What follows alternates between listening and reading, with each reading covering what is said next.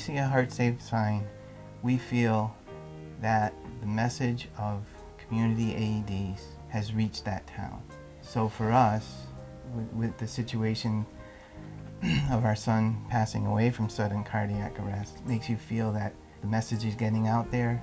When you drive through a community that displays the HeartSafe signs, I believe there is a feeling of comfort. It tells people that we are sincere about saving lives.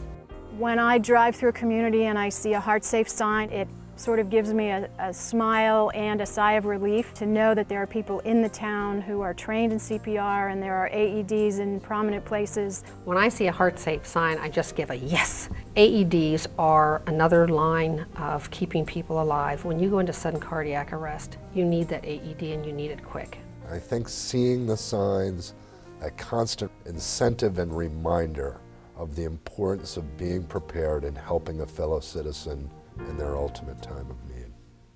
My story is on November 21st, 2006, I died. She was just getting ready to go to bed when I came in and asked her, "Mom, can I have a glass of milk?"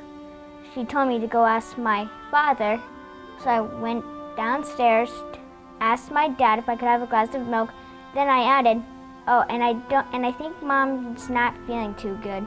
So he came upstairs with me. He checked at Mom. He didn't like how her heart sounded, so he drove to the hospital, and right there in front of the ER doors, she collapsed. So they pulled me in and they shocked me. So a defibrillator is what saved my life. Anyone can have a heart problem. They can just drop at any time in school, outside. My mom wanted to make sure AEDs are in every school, and now they are in every school in the town of Naugatuck. Making the town of Naugatuck heart safe was an important, very important step for me personally. Yes, we wanted the schools to have AEDs. Yes, we wanted the senior center to have an AED. We wanted the public buildings to have AEDs. But ultimately, we wanted Naugatuck to be heart safe. It was more important to us as a community that we come together and that we drive this and we get the knowledge out there. The HeartSafe Community Program offers an unprecedented opportunity to save lives across all of the cities and towns in Connecticut. Beginning a HeartSafe program at first glance can seem to be a daunting task.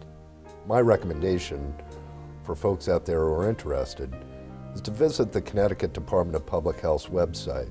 They have a wide variety of HeartSafe assets there that once you've familiarized yourself could lend itself to a plan moving forward. In my opinion, that plan would often include an inventory process. That inventory process would require contacting your local public safety agencies, your EMS service, your fire department, your schools, area businesses, and local hospital to determine what types of activities have already been undertaken to improve the local chain of survival. This could include citizen CPR training, placement of automated external defibrillators, and other strategies to improve survival outcome for victims of sudden cardiac arrest. Well, one of the things that made me get involved with publicly accessible AEDs and CPR training was that my brother died about 2 years ago now, and there was not an AED available, unfortunately, and he died. And shortly after that, a friend of mine asked me if I wanted to be involved in the American Heart Association, and I knew that that was my opportunity to make sure that nobody else had to be in that same situation. There was something that I could absolutely do. I found out about the HeartSafe programs by Gary St. Amand from the State Department, and he was able to tell us about the program, and I thought immediately, this is something that I'm going to be able to do in my own community and the communities around us. And as a board, we made a commitment that we would all go out and do that in our communities. I found the application process very easy to complete. It was available on the State Department of Health website. We partnered with the YMCA in Westbrook, and we partnered with the American Red Cross in Middletown to complete our application. They were very helpful in providing the training information, which is critical to that application. As a first selectman, my number one concern is to ensure the public safety and health of all of our citizens. We were very impressed as a municipal government. The Department of Health was able to work with us. They made staff available to us. They gave us the information. They came down and visited with us. And I say this for another reason. We live in a time when often people look at the state and say, gee, the state, what can they do for us? We're all concerned with the economics of the state. Here's the Department of Health that found a way to work in partnership with our municipal governments, with our school systems, our business community. To me, this is a model of the way government should work to ensure the safety and well-being of its citizens. The importance of bystander CPR and public access defibrillation is critical. These two elements, upon early recognition of someone suffering a sudden cardiac event, whether that be cardiac arrest, are essential, and the immediate actions of a bystander are critical. Emergency medical services, while at the ready, may be some 5 minutes away, and we know that the earlier intervention is made by a bystander, the better the outcome is going to be. I was sitting on the bleachers and I dropped in sudden cardiac arrest, and at the time no one really knew I was in sudden cardiac arrest. They thought I might have passed out because of the heat or because I hadn't eaten enough. And eventually someone did call 911, and that's when Bob Hebner came over from next door. He got the call on his pager. He's a volunteer EMT.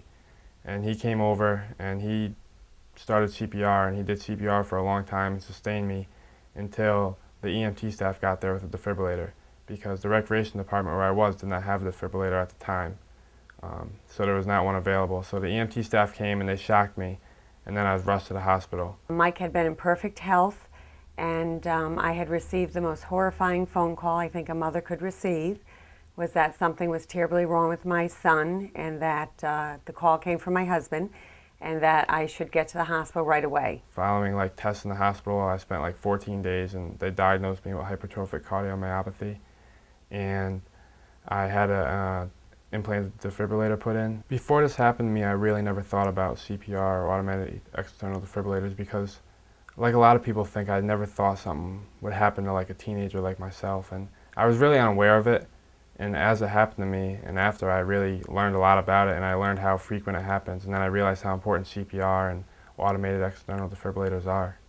So from that point, I decided to speak to the Wallingford Board of Education, and I think that was in February of 2007, so maybe 6 months after Mike's cardiac arrest, and I requested that they put AEDs in all the 8 elementary schools, 2 middle schools, and I wanted 2 more, one more for each high school. Each high school had a couple.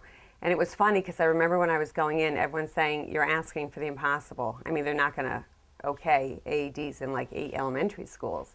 The same type of feeling, you know, that's never going to happen to a little child. Our Board of Education is very proactive and extremely supportive. And after I spoke, I remember a member saying it's a no-brainer.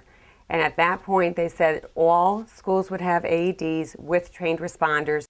The City of Meriden has been very active in promoting the cardiac chain of survival through 4 methods: teaching the recognition of heart attack and stroke and when to call 911, how to use an AED, an automated external defibrillator, as well as how to perform CPR, and making sure that all of our emergency response vehicles are well equipped with appropriate equipment and trained individuals to help someone in case of a cardiac arrest. We actually worked with our local Meriden Chamber of Commerce to work with local businesses to see if they had AEDs on site. We also worked with Hunter's Ambulance Company, which is responsible for the medical calls in our community, and they also teach CPR classes. We also worked with the local chapter of the American Red Cross, as well as other local businesses that teach CPR in our community. We are going to continue to find additional funding to place more AEDs in our community, and to make sure that we keep our HEARTSafe designation, to make sure that the places that have AEDs are still maintaining them, as well as offering additional CPR classes to our community. The reason that I'm big behind the HEARTSafe community program is, I mentioned before, I've been a paramedic for about 20 years. When I became a paramedic, I quickly learned that the outcomes of my patients were based on what was done before I was able to get there. I had had a scenario, this is years ago, where I had 3 cardiac arrests in a day. All 3 of the patients that I had passed away. I was not in the best of moods, and one of the ER docs had come up to me, and I'm trying to figure out what I did wrong, and he flat out said, well, what'd you have to work with when you got there? I kind of gave him a funny look, like, what do you mean?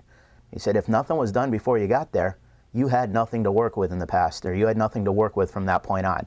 And it kind of clicked with me, and that's when I started looking into becoming an instructor. I've been an instructor for about 12 years now, and the whole concept behind me teaching was that my outcomes and the patient outcomes would be better if there was something done before we got there. As a community, the most important thing that we can do is train people on citizen CPR. Early recognition that a medical emergency exists, training and evaluating to make sure that the airway is open, dialing 911 right away, listening to the instructions the dispatchers have through the emergency EMD program, and then caring for the individuals prior to other professionals getting to scene. And those professionals may be police officers, firefighters, and other first responders.